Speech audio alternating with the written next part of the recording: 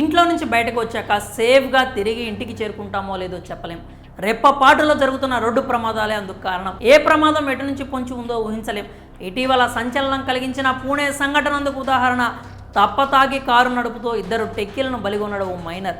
ఈ తరహా సంఘటనలు నిత్యం ఎక్కడో ఓ చోట జరుగుతూనే ఉన్నాయి. అతివేగం, వాహనంపై నియంత్రణ కోల్పోవడం, నిద్రలేమి, రాంగ్ రూట్లలో వాహనాన్ని నడపడం ఈ ప్రమాదాలకు కారణమవుతున్నాయి.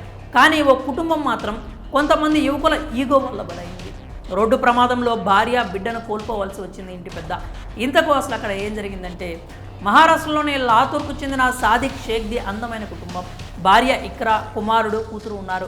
ఎంతో అన్యోన్యంగా సాగిపోతున్న సంసారం. అయితే గత నెల 29న 20 కిలోమీటర్ల దూరంలో ఉన్న తన సోదరి ఇంటికి వెళ్లారు సాదిక్ కుటుంబం. బైక్పై 6 ఏళ్ల కుమారుడు అహద్, 3 ఏళ్ల కూతురు నదియా భార్యతో కలిసి తిరిగి వస్తున్నాడు. అంతలో వీరి బైక్కు అడ్డుగా వచ్చింది కార్. దీంతో ఒకసారిగా బ్రేక్ వేశాడు సాదిక్.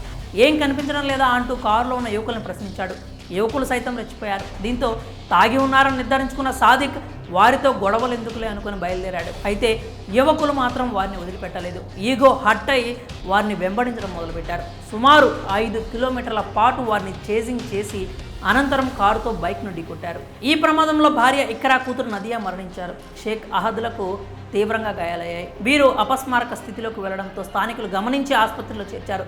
తొలుత ఇదంతా రోడ్డు ప్రమాదం అనుకున్నారు కుటుంబ సభ్యులు. కానీ మరుసటి రోజు స్పృహలోకి వచ్చిన తర్వాత సాదిక్ అసలు విషయం చెప్పాడు. కారులో వచ్చిన యువకులు తమను వెంబడించారని, అంతేకాదు మతపరమైన దూషణలకు పాల్పడ్డారని చెప్పాడు. కాగా కేసు నమోదు చేసేందుకు కూడా పోలీసులు వెనకాడారని తెలుస్తోంది.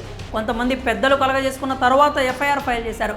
హత్యా నేరం కింద అభియోగాలు నమోదు చేశారు. 5 నిందితులు దిగంబర్ పాండోలే, కృష్ణ వాగ్, బస్వరాజ్ దోత్రే, మనోజ్ మానే, ముదామెలను అరెస్ట్ చేసి 3 రోజుల పోలీస్ కస్టడీకి తరలించారు. దురుద్దేశంతోనే ఆ కుటుంబాన్ని వెంటాడి ఢీకొట్టినట్లు నిందితులు అంగీకరించినట్లు తెలుస్తోంది. కుటుంబంలోని 2 కోల్పోయి కన్నీరు మున్నీరవుతున్నారు సాదిక్, అతడి కుటుంబ సభ్యులు.